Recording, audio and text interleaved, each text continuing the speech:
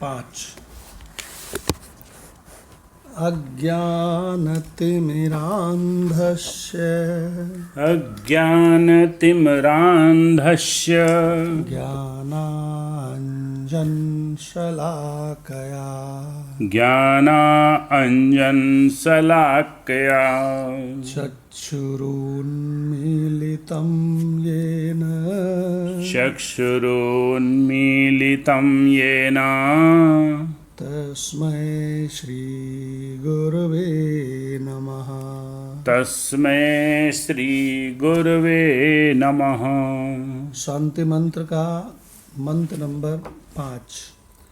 ओम पूर्णम अदः ॐ पूर्णमदः पूर्णम इदं पूर्णमिदं पूर्णात् पूर्णम उदच्यते पूर्णात् पूर्णम् उदच्यते पूर्णस्य पूर्णम आदाय पूर्णस्य पूर्णम् आदाय पूर्णम एव अवशिष्यते।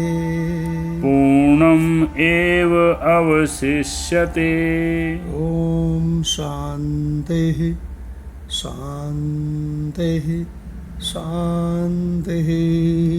ॐ शान्ति शान्ति शान्तिः। ओम। गीता तत्वालोक ग्रंथ हम लोगों का चल रहा है भगवान, जो कि श्रीमद् भगवत गीता की तात्विक व्याख्या है परम पूज्य उड़िया बाबा जी के द्वारा। इसमें हम लोगों का मंत्र नंबर 8 हो गया था, 9 हो गया था, 10 हो गया था। 10 अभी 10वां नहीं हुआ ना? 10वां होगा। 10वां स्टार्ट किया था। हाँ, तो इसमें बहुत ध्यान से समझें कि 12/8 में भगवान ने कहा कि तुम इतने दिन से संसार में जी रहे हो, तो संसार को तो खूब अच्छी तरह समझ गए होगे कि ये कैसा है। ये तो बहुत चिंता देता है, बहुत दुख देता है, और बिल्कुल ये लेबर बना के रखता है, काम बहुत करवाता है। और यहाँ पर हर थोड़ी थोड़ी देर में सब एक दूसरे के हाल चाल पूछते रहते हैं, कैसे हो भाई, ठीक हो भाई, यहाँ से दिल्ली गए, ठीक से पहुँच गए भाई। मृत्यु लोक है ना ये। क्यों भाई? तो कहने का मतलब कि ये संसार बिल्कुल हर पल बिल्कुल अविश्वसनीय है। पानी के बुलबुलों के समान शरीर हैं, कभी भी कोई शरीर मर सकता है। बीमार लोग दवा खा के बने रहते हैं, और बिल्कुल स्वस्थ आदमी मर जाता है। रात को सोया, सवेरे उठा ही नहीं। यही हालत है। बड़ा विचित्र हाल है। पिता जीवित है, पुत्र मर जाता है। अरे गर्भ में शिशु मर जाता है। और उससे भी बड़ा आश्चर्य ये है कि इस संसार में कोई शरीर बचना नहीं है, सब मरने हैं, मृत्यु लोक है। तो उड़िया बाबा कहते हैं संसार की परीक्षा तो कर चुके होगे, अगर कोई कसर है तो और कर लो। तो संसार असत, जड़ और दुख रूप ही निकलेगा। तो 12/8 में उड़िया बाबा कहते हैं इसलिए जब संसार ऐसा है तो इससे तो आशा लगाना बेकार है। इसलिए मुझ परमात्म स्वरूप में ही मन को लगाओ, और मुझ परमात्म स्वरूप में ही बुद्धि को लगाओ। कहने लगे साहब, वो माला, फूल, अगरबत्ती, धूप बत्ती, हवन सामग्री और तो घी का दीपक और ये, और बोले नहीं नहीं नहीं यार, सयाने हो जाओ भाई, हैं? क्यों मतलब भगवान जी। वो सब शुरू में लगाया जाता है, शिशुशाला में। अब तुम सयाने हो गए हो, भगवत गीता है तुम्हारे हाथ में, मन और बुद्धि को लगाओ, ये महत्वपूर्ण है। वो तो बच्चों का काम है, सामग्री वामग्री। भगवान ने तो गीता में मना ही कर दिया है कि जिसमें एको पैसे का खर्चा हो वो निम्न कोटि की साधना है। जी। याद है ना, श्रेयान द्रव्यमयान। द्रव्यमयात यज्ञ ज्ञान यज्ञ परंतप। द्रव्यमय यज्ञों से, द्रव्य माने पैसा, जिसमें पैसा खर्चा होए, है ना। द्रव्यमय यज्ञ से, द्रव्यमय यज्ञ निम्न कोटि के होते हैं। श्रेयान श्रेष्ठ है, द्रव्यमयात यज्ञ, द्रव्यमय यज्ञों से, ज्ञान यज्ञ परंतप। यहाँ भगवान ने ये भी क्लियर कर दिया कि जहाँ पैसे का खर्चा है वहाँ पर जो भी ये सत्संग या ज्ञान यज्ञ या जो भी चल रहा है वहाँ पैसे का इन्वॉल्वमेंट है, वो घटिया है। ये भी स्पष्ट कर दिया। तो ज्ञान यज्ञ श्रेष्ठ है। अब उड़िया बाबा 12/8 में ये बता रहे हैं कि ज्ञान यज्ञ है क्या। तो कह रहे हैं मन और बुद्धि का परमात्म स्वरूप में, अब चूंकि परमात्मा ही सबका आत्मा है और सबका आत्मा ही परमात्मा है, ये तो बात स्पष्ट है ही है। तो फिर कहाँ लगाओ अपने मन और बुद्धि को? मैं ही मुझ में, मन और बुद्धि को मैं में लगाओ। मैं में क्यों लगाओ? क्योंकि मैं ही आत्मा है, मैं ही परमात्मा, मैं ही परमात्मा है। शरीर वाले मैं में नहीं, जीव वाले मैं में भी नहीं। क्यों भाई? कौन से मैं में? अपने स्वरूप में। जो जागृत स्वप्न सुषुप्ति तीनों में अपना मैं रहता है। जो जागने वाले संसार के साथ लुप्त से गायब हो जाए वो मैं बिल्कुल डुप्लीकेट मैं है, वो मैं तुम्हारा है ही नहीं। जो सपने वाले संसार वाला मैं है वो सपने के संसार के साथ गायब हो जाए, वो तुम्हारा डुप्लीकेट मैं है, वो तुम्हारा मैं है ही नहीं। भगवान ने गीता में बताया है, उपनिषदों में बताया है कि अपना मैं कौन है। तो ये जो मैं निकल के आया, जो 24 घंटे अपना मैं रहता है, पूरे जीवन अपना मैं रहता है, अनेक आगे पीछे के जीवनों में भी अपना ही मैं रहता है और कभी सोता नहीं है। जागृत स्वप्न सुषुप्ति के गुणों से कतई लेपायमान नहीं होता। आधार है, अधिष्ठान है, ये है असली मैं। ये इसको यमराज मार नहीं सकते, ब्रह्मा इसको रच नहीं सकते, विष्णु को इसको पालन करने की जरूरत नहीं है। उल्टा ये जो आत्मा है ये किसी एक का आत्मा नहीं है, सबका आत्मा है। और इस आत्मा को ब्रह्मा विष्णु महेश क्या पालेंगे? ये तो ब्रह्मा विष्णु महेश खुद इसकी पावर से पल रहे हैं। देखिए भगवान ब्रह्मा जी सबका निर्माण करते हैं, ब्रह्मा ने ब्रह्म का निर्माण नहीं किया है, उल्टा ब्रह्म की ही माया से ब्रह्मा का निर्माण हुआ है। बिल्कुल। विष्णु जी सबको पालते हैं लेकिन विष्णु जी ब्रह्म को नहीं पालते हैं, उल्टा ब्रह्म की ही सत्ता से विष्णु पल रहे हैं। महेश्वर सबका लय कर देते हैं लेकिन महेश्वर ब्रह्म का लय नहीं कर सकते, वरन ब्रह्म की ही पावर में महेश्वर का भी लय हो जाता है। तो वेदांत में आने के बाद ही ये रहस्य पता चलता है कि ब्रह्मा विष्णु महेश से भी कोई बड़ा है। और माधव भगवान तो कहते हैं कि पहले तो हम अज्ञान में जब थे, सत्संग में नहीं आए थे, तो हम क्या सोचते थे, ब्रह्मा विष्णु महेश से बड़ा कोई नहीं। कोई नहीं। सबसे टॉप पे यही है। और इसमें भी फिर कंफ्यूज हो जाते थे क्योंकि एक दूसरे को ये बड़ा मानते हैं।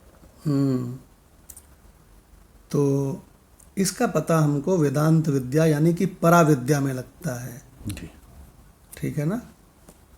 अच्छा, संस्कृत का जो व्याकरण पढ़ाया जाता है उसमें प्रथम पुरुष, मध्यम पुरुष, उत्तम पुरुष, 3 पुरुष होते हैं। जी। बिल्कुल शुरू में जब पढ़ाते हैं स्टार्टिंग में छोटे बच्चों को, तो उसमें प्रथम पुरुष किसको कहते हैं? क्या बोलते हैं? विपिन को। किसको कहते हैं? वो रमेश को।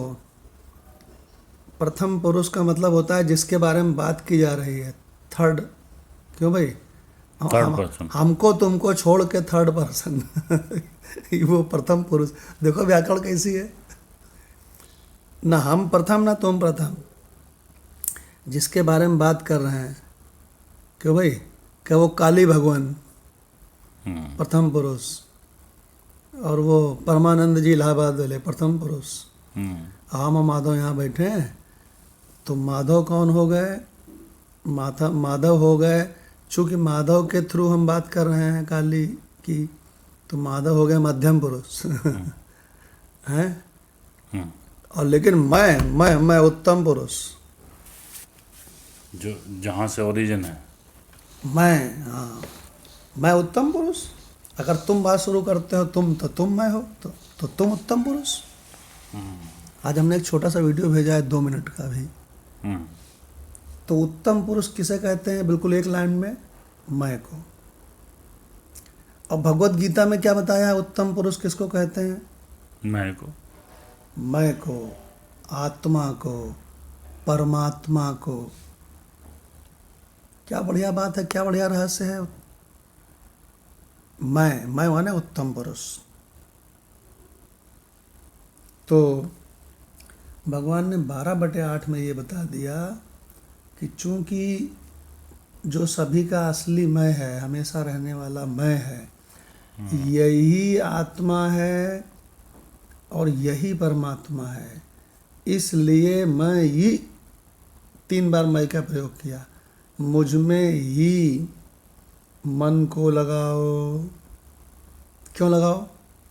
क्योंकि मैं उत्तम पुरुष है, आत्मा है, यही परमात्मा है। जी। मई एव मन आधत्स्व। फिर क्या बताया? इसी मई में, इसी मुझ में बुद्धि को लगाओ। मई बुद्धिम निवेशय। तो फिर क्या कहते हैं, उसका परिणाम क्या होगा? निवस्यसि मयि एव। तुम्हारा निवास मैं में ही होगा। है?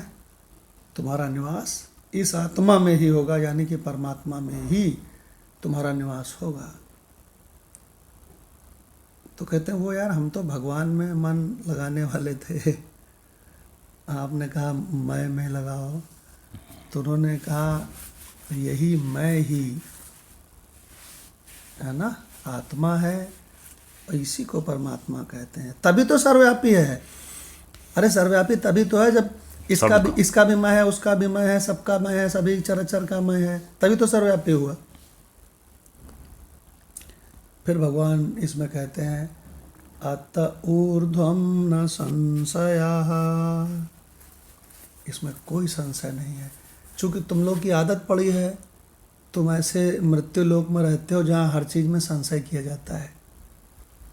इसलिए स्पष्ट समझ लो, आत्मा ही परमात्मा है, इसमें कोई संशय नहीं है। भगवान को यहाँ तक बोलना पड़ा, इसमें संशय ना करो। तुम हमको भगवान मानते हो ना? है, मानते हैं। बोले तब भी तुम हम पे संशय करोगे, तुम्हारी आदत है संशय करने की। अत ऊर्ध्वम न संशयः।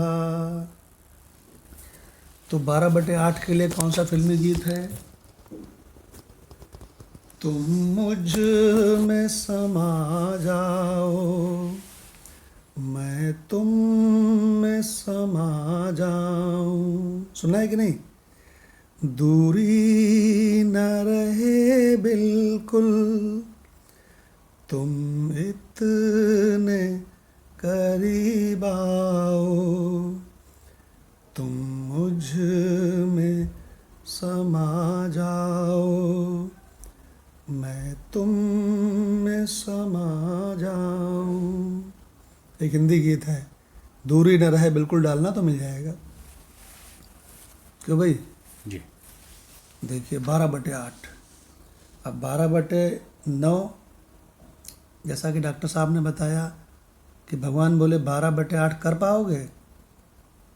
तो बोले महाराज मेरा मन बुद्धि बहुत चंचल है, वो आत्मा में नहीं स्थिर रहता है।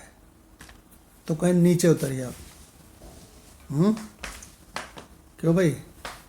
पल दो पल के लिए ही लगाओ। तो कल मदन लाल भगवान ने इसके लिए हिंदी गीत एक बढ़िया चुना था कि पल भर के लिए कोई मुझे प्यार कर ले। वो बहुत, ये भी बड़ा फेमस गीत है। तो 12/9 में ये कह रहे हैं कि अगर तू मन को मुझ में अचल नहीं लगा सकता तो कम से कम कुछ पल के लिए ही लगाने की इच्छा कर, क्योंकि सार तो मैं ही हूँ, संसार तो निसार है। ये शरीर मर के चला जाएगा, सारा मोहल्ला राम राम सत्य है, राम राम सत्य है कह के इसको झुला झुलू देगा।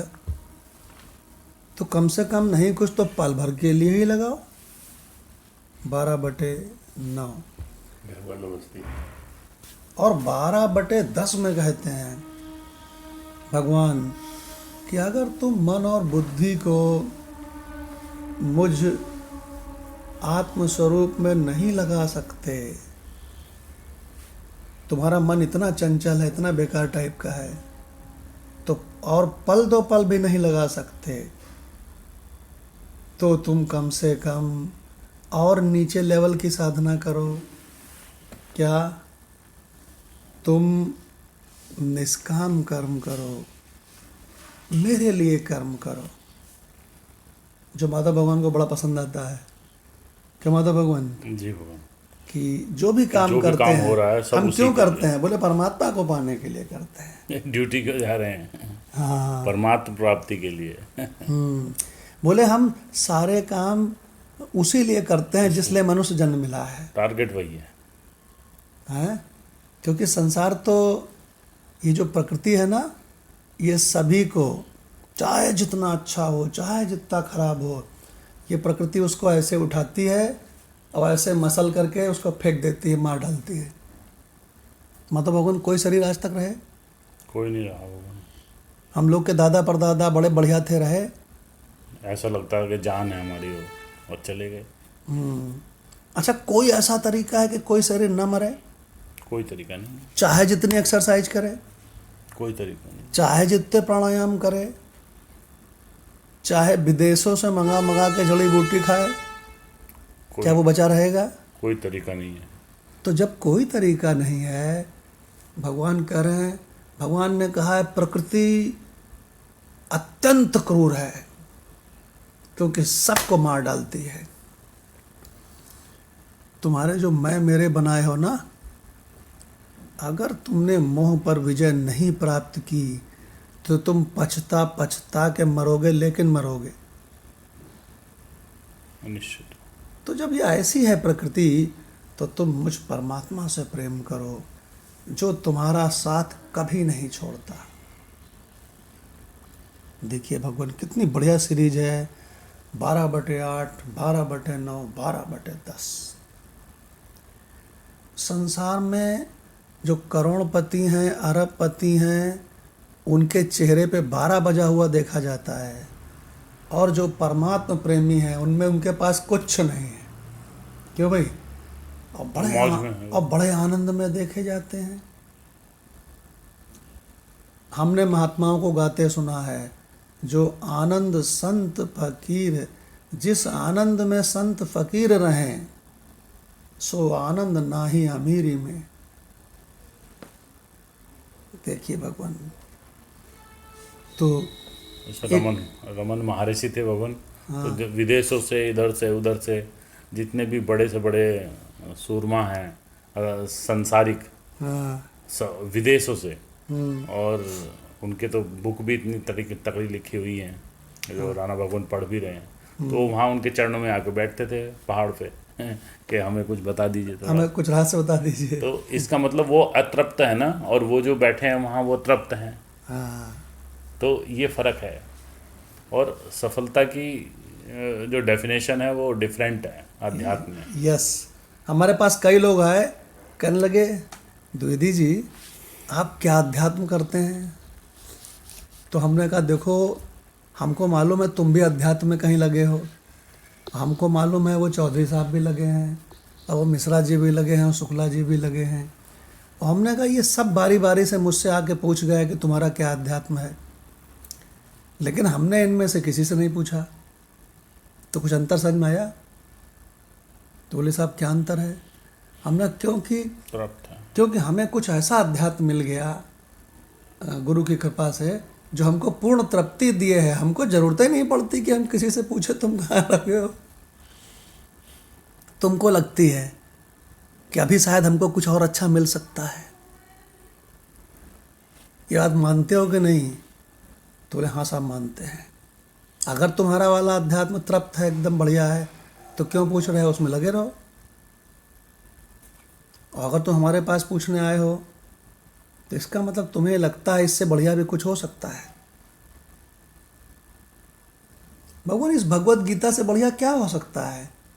5 रुपया की भगवत गीता, संसार के सारे रहस्य खोल करके बताए गए हैं। नहीं समझ में आ रहा है, किसी जानकार के पास जाके पूछ लो।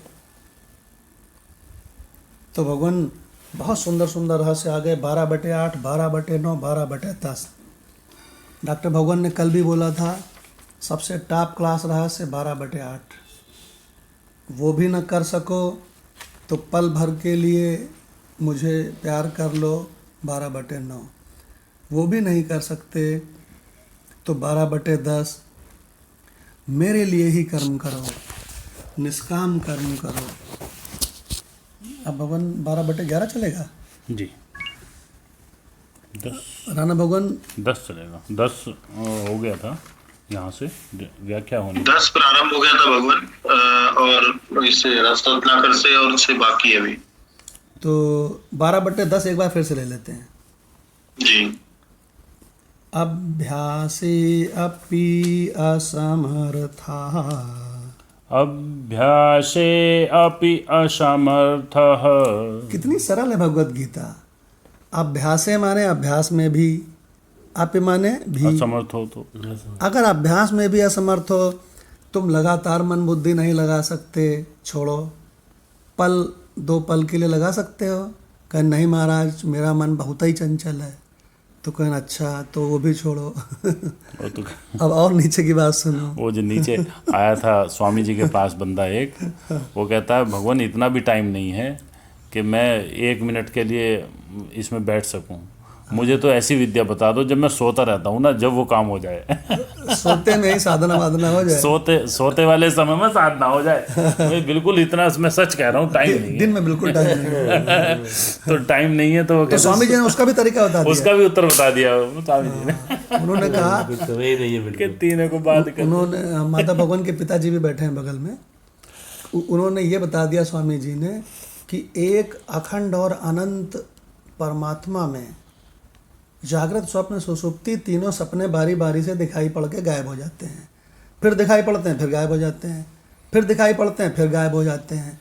और ये सबको अनुभव है कि मैं तो रहता हूँ वही। मैंने सोमवार वाले सपने को भी देखा, सोमवार वाले जागने को भी देखा, और मंगलवार वाले जागने सपने को भी देखा, 2021 के जागने सपने को भी देखा था। तो मैं तो वही रहता हूँ, लेकिन ये तीनों मुझ अनंत स्क्रीन में आते हैं दिखाई पड़ते हैं चले जाते हैं, आते हैं दिखाई पड़ते हैं चले जाते हैं।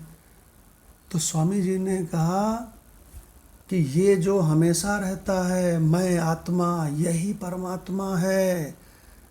इस रहस्य को ना जानकर लोग मंदिर और मस्जिद के पीछे पड़ गए हैं बुरी तरह से।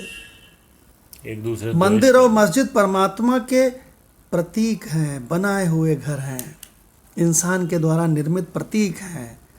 और यहाँ असली बैठा है, असली ये ईश्वर का बनाया हुआ मंदिर है।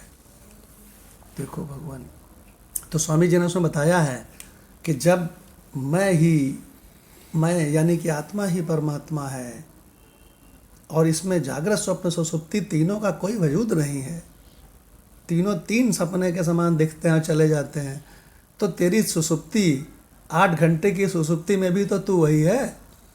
तो तेरी 8 घंटे की सुषुप्ति पूरी है तो साधना। कि इस बात को स्मरण रख। देखिए भगवान वेदांत बता दिया उसको, उस बंदे को। तो भगवान मंत्र नंबर 12/10 अभ्यासे अपि असमर्थः अभ्यासे अपि असमर्थः असीमत्कर्म परमः भव असीमत्कर्म परमं भव मद अर्थम अपि कर्माणि मद अर्थम अपि कर्माणि कुर्वन् सिद्धिम् अवाप्स्यसि कुर्वन् सिद्धिम् अवाप्यसि। बहुत बढ़िया अर्थ है। अभ्यासे अपि असमर्थो असि। अगर तुम अभ्यास करने में असमर्थ हो तो तुम मत कर्म परमो भव, मेरे लिए कर्म करो। इसलिए कर्म मत करो कि अब मैं कर्म करके आगे ऐसी व्यवस्था करूंगा कि मैं सुखी हो जाऊंगा। अगर अभी तुम ऐसा कर रहे हो तो इसका मतलब अभी तुम संसार को ठीक से परीक्षा नहीं कर पाए। क्यों भाई, कितनी उम्र हो गई? क्या महाराज 60 से ऊपर हो गई है। तो बोले तुम ससुरे 60 साल से ऊपर उम्र हो गई, अभी तुम संसार के ठीक से परीक्षा ही नहीं कर पाए।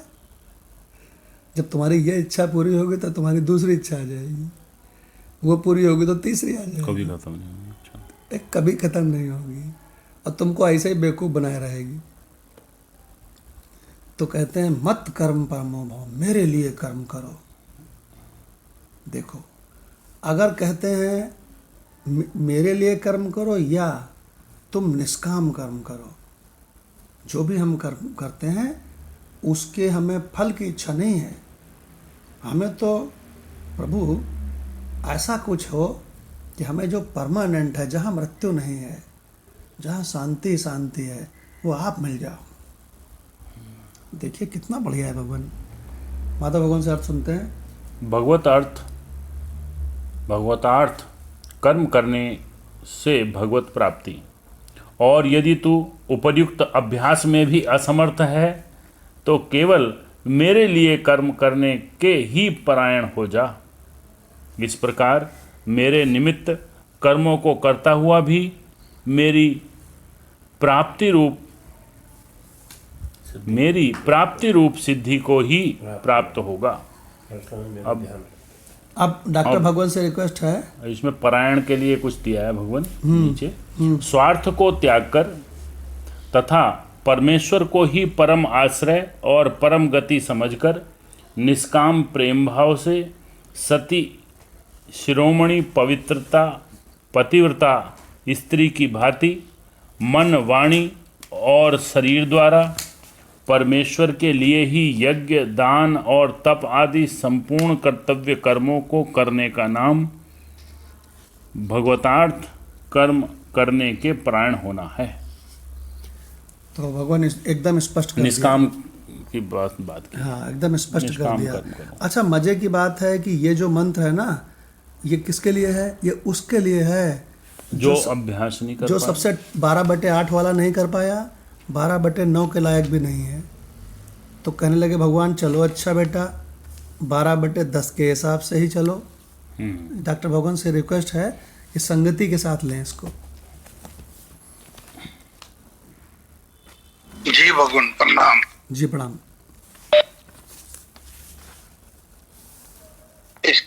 भगवान संगति में ही लिख दिया है कि अगला श्लोक कनिष्ठ अधिकारी के लिए है। सो बहुत पहले सुंदर। 2 अधिकारी तो फिर भी बढ़िया थे, गुड बेटर बेस्ट।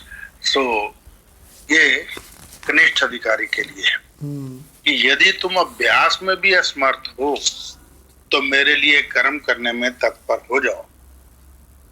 निष्काम भाव से मेरे लिए वर्ण आश्रम उचित कर्म करने पर भी तुम सिद्धि को प्राप्त कर लोगे, अर्थात तुम्हें मेरी प्राप्ति हो जाएगी।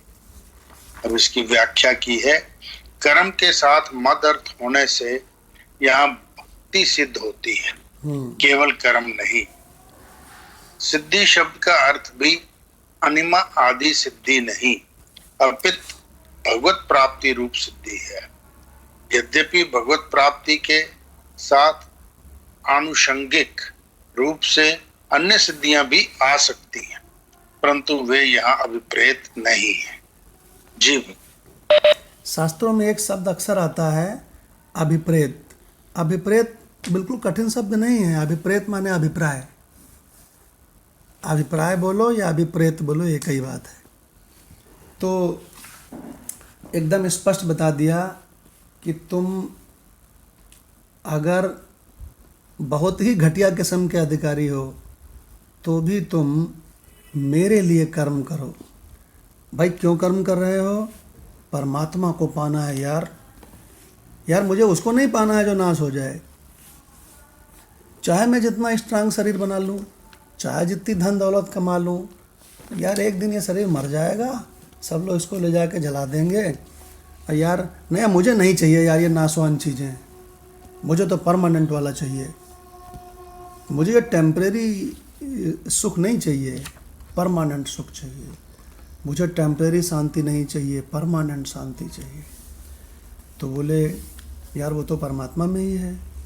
तो कहते हैं अगर तुम कनिष्ठ घटिया से घटिया अधिकारी भी हो तो कम से कम निष्काम भाव से मेरे लिए कर्म करो। तो ऐसा करना भी अगर तुमने शुरू कर दिया तो तुम्हारा उद्देश्य बन गया ना परमात्मा प्राप्ति। हाँ। तो तुम्हें इसी कर्म से ही तुम वहाँ तक पहुँच जाओगे, धीमे धीमे ऊपर उठेगी। हाँ। तो इसका मतलब उद्देश्य 16 आना चीज़ है। क्यों भाई? कर्म करना एक पैसा और भगवान की भक्ति करना 5 पैसे। उद्देश्य सबसे बड़ी चीज़ है। भगवान सेम अगर कर्म है हमारा और उद्देश्य डिफरेंट होते ही वो पाप और पुण्य में बदल जाएगा। हाँ। जैसे कि एक व्यक्ति ने देश की रक्षा के लिए भी एक व्यक्ति को मारा, तो उसको हम इंडिया के झंडे में लपेट के और इतना सम्मान करते हैं। और एक व्यक्ति ने यहाँ पे भी अपने किसी निचले उद्देश्य के लिए मार दिया, अपनी व्यक्तिगत दुश्मनी मार दिया। हाँ, तो उस पे मुकदमा चला के उसे जेल भेजते हैं या फांसी करवाते हैं उसको। हाँ। तो कर्म दोनों एक है, उद्देश्य से बदल गया सब कुछ। हाँ। निर्भर करता है। झूठ बोलना भी बहुत अच्छा है यदि किसी के धर्म में हो। हाँ। जैसे वो गाय का एग्जाम्पल बताते हैं महात्मा जी कि वो गाय आ रही थी तो उधर से चली गई हैं, तो उसने जो है झूठ बोल दिया कि भाई नहीं इधर नहीं गई, उधर गई है कसाई को उसने देखा। तो बहुत बढ़िया माधव भगवान ने कहा, एक व्यक्ति वहाँ अपने देश के लिए युद्ध करने जाता है दुश्मन देश से, और वहाँ वो करीब 30-40 लोगों को मार देता है। तो उसको आ करके यहाँ पे सम्मानित किया जाता है और उसके नाम से रोड का नाम रखते हैं, नगर का नाम रखते हैं, उसको इतिहास में लिखते हैं, उसकी जय जयकार करते हैं।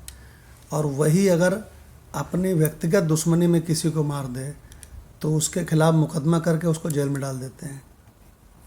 तो इसका मतलब उद्देश्य का बहुत महत्व है। उद्देश्य का महत्व है जी। तो अब काली भगवान से रिक्वेस्ट है, गीता रस रत्नाकर 12/10। जी प्रणाम भगवान। जी प्रणाम। भगवान यहाँ पीछे से ले रहा हूँ थोड़ा सा। स्वामी जी ने कहा था 1 नंबर की बात, 2 नंबर की बात, और अब सुनो 3 नंबर की बात। तो पहले नंबर की बात थी कि बुद्धि का समर्पण, ये 1 नंबर की, और 2 नंबर की बात हुई समर्पण का अभ्यास।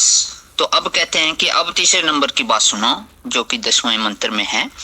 भगवान कहते हैं कि यदि मन बुद्धि के समर्पण का अभ्यास नहीं बनता है तो मत कर्म है, मेरे लिए पूजा है, मेरे लिए पाठ है, मेरे लिए जप है, मेरे लिए भोजन पकाना है, भोग लगाना है, मेरे लिए झाड़ू लगाना है, वह सब करो। साफ साफ मालूम पड़े कि तुम मेरे लिए कर्म कर रहे हो।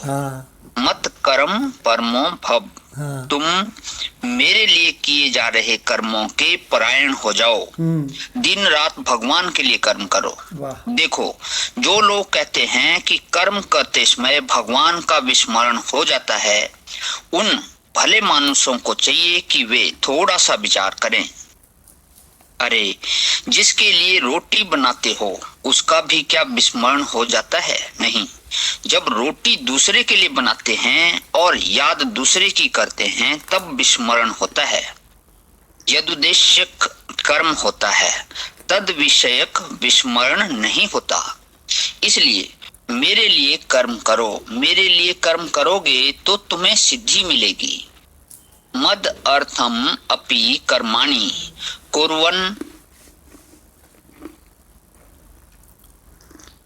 कुर्वन् सिद्धिम अवाप्स्यसि। यहाँ भी सिद्धि का अर्थ अंतःकरण शुद्धि है। सिद्धिम अवाप्स्यसि का अर्थ है अभ्यासम अवाप्स्यसि। फिर पुनः पुनः समर्पण की भावना जागृत हो जाएगी, और पुनः पुनः समर्पण की भावना जागृत होने से मन बुद्धि का समर्पण हो जाएगा। वह समर्पण ही यहाँ सिद्धि है, अंतःकरण की शुद्धि है। जी भगवान।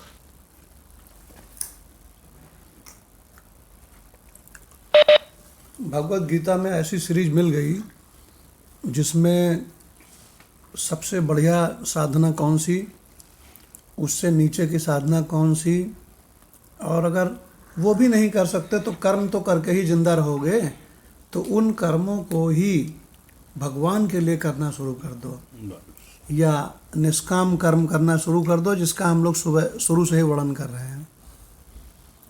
तो अब लाल सिंह भगवान से रिक्वेस्ट है कि वो 12/10 को संत ज्ञानेश्वर जी क्या व्याख्या कर रहे हैं उससे ले लें, ज्ञानेश्वरी गीता से। आज और नहीं है ग्रंथ, कल से हो जाएगा। अच्छा, तो मदन लाल भगवान के पास है? मदन लाल भगवान ज्ञानेश्वरी गीता, उनका माइक ऑन नहीं हो रहा है। सतीश भगवान ज्ञानेश्वरी गीता है क्या? जी भगवान है। प्रणाम भगवान। हाँ प्रणाम भगवान। हाँ मदन लाल जी। जी भगवान। ज्ञानेश्वरी गीता है? भगवान ज्ञानेश्वरी गीता है? जी हाँ है भगवान। तो 12/10। जी भगवान। 12/10 की व्याख्या मदन लाल जी से सुनते हैं। जी भगवान। पेज नंबर बता दो। 404। 404 में सबसे नीचे पैरा है। जी भगवान। कह रहे हैं भगवान, इस प्रकार अभ्यास करने की शक्ति यदि तुम्हारे शरीर में न हो तो फिर तुम जिस जगह पर और जैसे हो उसी जगह पर और वैसे ही रहो। इंद्रियों का अवरोध मत करो, भोगों का त्याग भी मत करो, और अपनी जाति का अभिमान भी मत करो। सॉरी, मत त्यागो। अपने कुल धर्म का पालन करते चलो तथा विधि निषेध का ध्यान रखो। इस प्रकार का आचरण करने की तुम्हें पूरी स्वतंत्रता है। पर मनसा वाचा और शरीर से जो जो कर्म हो उनके विषय में तुम कभी यह मत कहो कि ये कर्म मैंने किए हैं, करना या न करना तो केवल परमात्मा ही जानता है। जो इस विश्व का संचालक है, यह कर्म न्यून है और यह कर्म पूर्ण है, इस बात का विचार तुम अपने मन में कभी मत करो। अपने मनोभाव स्वयं अपनी आत्मा के साथ एक रूप करके अपने जीवन के समस्त कर्मों को संपन्न करो। माली जिधर जल ले जाता है वह चुपचाप उधर ही चला जाता है। उसी प्रकार तुम भी अपने कृतित्व का अभिमान त्याग कर शांत रहो तुम भी अपने कृतित्व का अभिमान त्याग कर शांत रहो। अभिमान का मौजूद। कहने का आशा यह है कि प्रवृत्ति और निवृत्ति के बोझ अपने चित्त पर मत ला दो। अपनी चित्त वृत्ति अनवरत मुझ में ही स्थिर रखो। हे सुभट, अब तुम ही बतलाओ कि क्या रथ कभी इस बात को सोचता है कि यह मार्ग सीधा है अथवा टेढ़ा है? अरे गजब। इस प्रकार स्वयं को पृथक रखते हुए जो जो कर्म होते चलें, उनके बारे में न तो कभी यह कहो कि ये न्यून है और न कभी यह कहो कि बहुत है, और शांति पूर्वक वे समस्त कर्म मुझे समर्पित करते चलो। हे अर्जुन, यदि तुम्हारी भावना इस प्रकार की हो जाएगी तो तुम शरीर छोड़ने के उपरांत मेरे सायुज्य सदन में आ पहुंचोगे। जी भगवान। बहुत ही गजब की बात कह दी भाई। कहने लगे तुम रथ की तरह बन जाओ। क्या रथ कभी ये कहता है कि ये रास्ता गलत है, ये रास्ता सही है, इधर जाना है, किधर ले जा रहे हो? तो कहते हैं कुल मिला के कि जीवन की परिस्थितियों में जब जो जहाँ ये शरीर लगे, जैसी परिस्थिति आवे, कहने का मतलब जय विधि राखे राम तही विधि रहिए। बोले आपकी क्या मर्जी है? बोले साहब मेरी कोई मर्जी नहीं है। क्यों भाई? मेरी कोई मर्जी नहीं है, जो राम की मर्जी है वही मेरी मर्जी। हाँ, क्यों? क्योंकि वो अपने स्वार्थ के लिए उसने कर्म करना बंद कर दिया है। वो अपने प्रत्येक कर्म को देखिए, अपने इस शरीर के द्वारा जिस ईश्वर ने सृष्टि बनाई है, तो इस शरीर से उसे क्या करवाना है? क्यों भाई? उस ईश्वर को करवाने दो। ईश्वर जो करा रहा है इस शरीर से, सो इसको करने दो। इस ईश्वर को अभिव्यक्त होने दो इस शरीर से। ये मतलब कहने का है। अपनी कोई ना नुकुर इच्छा पसंद मत रखो। तुम भाई अपना कोई पसंद क्यों नहीं रखते हो? बोले यार देखो, अपना उद्देश्य है सच्चित आनंद की प्राप्ति। क्यों भाई? अधिकतर लोगों का उद्देश्य क्या होता है जीवन में माधव भगवान? भोग होता है कि भाई भोग। हाँ, भोग मिल जाए, हम सही हो जाएं, अच्छे मकान, अच्छा दुकान, अच्छा बच्चे, अच्छा सेट, देखो बच्चे सेट हो जाएं। देखो ये जो माया है ना, ये ऐसे बढ़िया बढ़िया सपने बुन के आपके सामने पेश करती है। ये माता भगवान ने कह दिया सब अभी कि जरा हमारी बढ़िया शादी हो जाए, जरा हमारा बढ़िया पैकेज मिल जाए, जरा हमारे बच्चे जब सब सेटल हो जाएं, उनको दुख ना हो, ये हो जाए, वो हो जाए, वो हो जाए। अरे क्या हो जाए? आखिरी में तुम्हारा क्या होगा? क्यों भाई? तो कहते हैं हम मर जाएंगे। तो तुमने मनुष्य जन्म, ये मनुष्य जन्म जो तुम्हारा हुआ है, इसका उद्देश्य क्या था? बोले उद्देश्य यही था कि भाई कि ये सब करके हम मर जाएं। अरे राम राम राम, उद्देश्य का पता ही नहीं चला। मनुष्य जन्म के उद्देश्य का पता ही नहीं चला, बूढ़े हो गए। अरे बाप रे बाप, ये बड़ी शर्मिंदगी की बात है। क्यों माता भगवान? हम लोग जब वहाँ गए थे, शिक्षा में विकार आ गए। हमारी शिक्षा दरअसल अधूरी रह गई। नीचे पहले गुरुकुल में था तो चारों की, धर्म अर्थ काम मोक्ष चारों की शिक्षा होती थी। अभी जो केवल ये होता है, बच्चों को यही लगा रहता है हमारा पैकेज बड़ा और उसका छोटा, हमारा बड़ा, कैसे बड़ा पैकेज हो। बस इस पैकेज पे रह गए। ना तो धर्म की शिक्षा हो रही, ना मोक्ष की हो रही। हमने छोटे पैकेज वालों को बड़ा प्रसन्न देखा है, हाँ, अब बड़े पैकेज वालों को तलाक लेके पल पल मरते देखा है। बिल्कुल ऐसा। क्या फायदा हुआ इस पैकेज का? हमारी शिक्षा में संपूर्णता नहीं रही। धर्म अर्थ काम मोक्ष में से पहला भी गायब हो गया धर्म, और आखिरी वाला भी गायब हो गया मोक्ष। भगवान कल विकास भारद्वाज भगवान हमारे साथ थे। तो हम यहाँ से निकले ऑफिस के लिए, यहीं से गाड़ी से। तो हमें 2 व्यक्ति मिले सामने। तो एक था, मतलब भिखारन थी जो मंदिर की तरफ जा रही थी, और एक बड़े सूटेड बूटेड हमारे जैसे जैसे कोई ऑफिस में जा रहा हो, कोई जीएम होगा या वीपी होगा, इस टाइप से कोई बंदा था। तो उन दोनों की क्या कंडीशन थी और हमने कुछ बात की उसमें। विकास भारद्वाज जी आप हैं क्या? हेलो। हाँ, विकास भारद्वाज जी का माइक ऑन नहीं हो रहा है क्या? तो हम बताते हैं। हाँ। तो उसमें जो है वो व्यक्ति इतना मतलब गाड़ी को जैसे निकाल रहा था ना, हमें उसके चेहरे पे इतना परेशानी के भाव दिख रहे थे। वो पता नहीं उसे कितनी टेंशन में था वो। हाँ। मतलब उसने देखा हमारे पीछे से गाड़ी आ गई तो परेशान, उधर से घुमा उधर से घुमा, फिर टायर चेक किया। मैं मतलब बड़ी अजीब सी इसकी सिचुएशन हमने देखी। और बिल्कुल टाई वाई सूटेड बेल्टेड लगाया हुआ। उन्हें बिल्कुल भाई कैसा लगा। तो विकास भारद्वाज जी ने बोला कि बिल्कुल अप्रसन्न है भगवान, ये बिल्कुल बहुत बुरी हालत है इसकी। मैं ठीक है। और वो आगे चलते ही इधर कोने पे जो हमारा ये मेडिकल है उसके कोने पे एक बूढ़ी अम्मा है जो मंदिर पे बैठती, कभी इधर कभी इधर। वो देखा भी होगा जो लोग यहाँ पे हैं। तो वो भगवान के गीत गाती रहती हैं यहाँ पे। और कोई उनको कुछ खाने के लिए दे जाता था। हाँ, साईं मंदिर बैठती हैं। अंधी हैं। हाँ, ब्लाइंड है। हाँ, ब्लाइंड हैं। हाँ। तो वो कोई बंदा उनको पकड़ के लेके जा रहा था उधर से, उनको उस वाले मंदिर पे। तो इतनी प्रसन्न दिखी वो, इतनी प्रसन्न दिखी। और राधे राधे राम राम ऐसे करते करते वो जा रही हैं। यार देखो दोनों का अंतर, दोनों की सफलता। हाँ। मतलब वो एक अच्छी कंपनी में और ये सब होते हुए इतना परेशान है। हाँ। और वो व्यक्ति जिसको कुछ नहीं है, वो राम के भजन में अपना मंदिर में भिखारी की तरह उसे बैठना है और फिर भी वो प्रसन्न है। दरअसल मतलब क्या सिचुएशन है ये सृष्टि का। हाँ, दरअसल प्रसन्नता और अप्रसन्नता मन में होती है ना।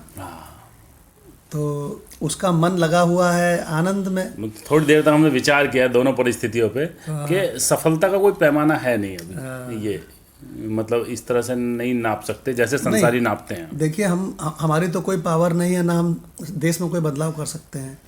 लेकिन धर्म अर्थ काम मोक्ष ये चारों पुरुषार्थ सधैं, ऐसी शिक्षा होनी चाहिए। हाँ, ना? चारों की शिक्षा होनी चाहिए। अभी आजकल शिक्षा हमारा का ठोस मानना बन गया है यहाँ पे आने के बाद। अच्छा, हमारी शिक्षा कैसी हो रही है जिसमें अर्थ और काम, बस पैसा कैसे मिले और कैसे बड़े से बड़े तुम्हारा गाड़ी घोड़ा हो जाए, बस। हाँ। ये भी है, ये भी आवश्यक है, मूलभूत जरूरत है। मतलब रोटी कपड़ा मकान बेसिक जरूरत है आदमी के शरीर के लिए, जीव के लिए। लेकिन उससे ऊपर की जो शिक्षा है वो हो ही नहीं रही। कहते हैं ना, ऐसा जीवन जिए, कहते हैं ऐसा जीवन जिए कि बहुत ही प्रसन्नता से मुस्कुराते हुए शरीर को ज्यों के त्यों धर दी नीचे धरिया। ऐसा जीवन जीना चाहिए, बड़े प्रसन्नता से। देखिए, हमारी अम्मा जी की जब डेथ हुई थी तो उनसे पूछा गया कि उसको छोटे बेटे को बुला दें और पिंकी सुमन को बुला दें, ऐसे पूछा गया। तो उन्होंने ऐसे हाथ किया, उन्होंने कहा नहीं, मैं वही हूँ, मुझे किसी की ज़रूरत नहीं है। सत्संगी थी ना वो। सुयस मेरे साथ था। देखिए भगवान, उनको जब वो तबीयत काफ़ी ख़राब थी लास्ट टाइम पे, तो कहती थी वेदांत छंदावली चला दो। वेदांत छंदावली सुनती थी लेटे लेटे। देखिए भगवान, वो हमें जब गुरुजी से मिले थे तो उन्होंने बताया था कि पता नहीं क्या नाम लिया यहाँ पे, तो क्या नाम लिया उन्होंने कि वो आए और उनसे पूछा कि बहुत बीमार हो गई आप और सब सही करेगा ईश्वर, कुछ इस टाइप की बात किसी ने की। तो उन्होंने बोला मैं कभी बीमार होती हूँ क्या? हाँ, मैं निरामय वस्तु हूँ। प्रोफेसर पांडे। हाँ, तो प्रोफेसर पांडे ये जवाब जो उनके मुंह से निकला तो क्या मतलब क्या परिस्थिति रही होगी उनकी। हाँ। मतलब ऐसी समस्या में भी वो मतलब वेदांत की लाइनें बोल रही हैं। और ये उस समय की बात है जिस समय उनके पैरों में पूरी सूजन आ गई थी और ये लग रहा था कि 2 ही 4 दिन का शरीर मेहमान है। तब उन्होंने कहा था कि मैं भी कभी बीमार होती हूँ क्या? क्या मेरी भी मृत्यु होती है क्या? तो अब भगवान जो अगला मंत्र प्रारंभ होगा उसमें भगवान ने कमाल कर दिया है। अगले मंत्र में भगवान ने मालूम क्या कह दिया है कि अगर तुम 12/8 के हिसाब से नहीं जी सकते, 12/9 के हिसाब से भी नहीं जी सकते, 12/10 के हिसाब से भी नहीं जी सकते, तो तुम कम से कम सब कर्मों के फल का त्याग तो, निष्काम तो जी सकते हो भाई। अगर तुम जो कर रहे हो वही करो, लेकिन अगर तुम निष्काम करने लगे तो भी तुमको तुम्हारा लक्ष्य प्राप्त हो जाएगा। कितनी गजब की बात है भगवान। तो 12/11 हम लोग कल से लेंगे। अभी हम लोग 2 मिनट के लिए अपने आत्मस्वरूप में बैठेंगे। आत्मस्वरूप क्या है बता दें सरल भाषा में? जो जो कुछ आपको मालूम पड़ता है, चाहे वो जागने वाले संसार का मालूम पड़े, चाहे सपने के संसार का मालूम पड़े, चाहे गहरी नींद की शांति मालूम पड़े, लेकिन ये सब का सब मालूम पड़ता है मुझ चेतना को ही। तो ये जो चेतना है ये खाली, ये सीमित नहीं है एक शरीर में। ये जो चेतना है, ये आत्मा है, ये सभी शरीरों में एक ही करंट है। ईश्वर की सृष्टि के सभी शरीरों में एक ही करंट है, एक ही चेतना है। यही चेतना परमात्मा है। और कितना अपने करीब है भगवान, गजब का करीब है। इतना करीब है, इतना करीब है कि अपना मैं है, यही असली मैं है। ये शरीर तो रथ है, क्या भगवान, माधव भगवान? शरीर तो रथ है, और जो मैं है सो चेतना है, सो इसमें देही है। ये शरीर तो मंदिर है और भगवान आत्मा के रूप में यही विराजमान। शरीर रथ है और आत्मा रथी है। मैं रथी हूँ, शरीर देह है और मैं देही हूँ। तो भगवान हम लोग अपने उसी मूल स्वरूप में, आत्म स्वरूप में 2 मिनट के लिए बैठेंगे। 2 मिनट के लिए सब को स्विच ऑफ कर दीजिए, अपने स्वरूप में बैठिए।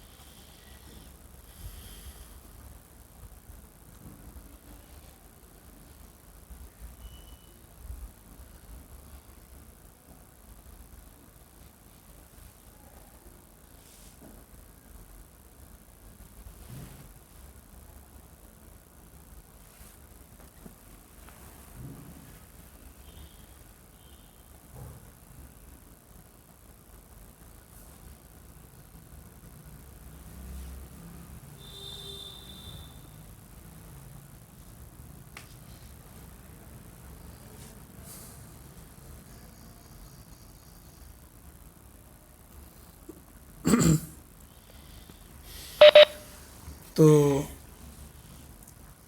जो उपनिषद हैं, गीता है, भगवान राम हैं, कृष्ण हैं, वो उसके बारे में नहीं बताते हैं जो दिखता है, वो तो सपने के समान झूठा है। लेकिन जो देखता है उसके बारे में बताते हैं कि जो देखता है सो तुम हो, तुम दृष्टा हो, तुम आत्मा हो, तुम वही परब्रह्म हो। तुम्हारा कभी नाश नहीं होता है। तुम सत हो, चित हो, आनंद हो, सत्यम हो, शिवम हो, सुंदरम हो। ओम शांति शांति शांति। प्रणाम भगवान।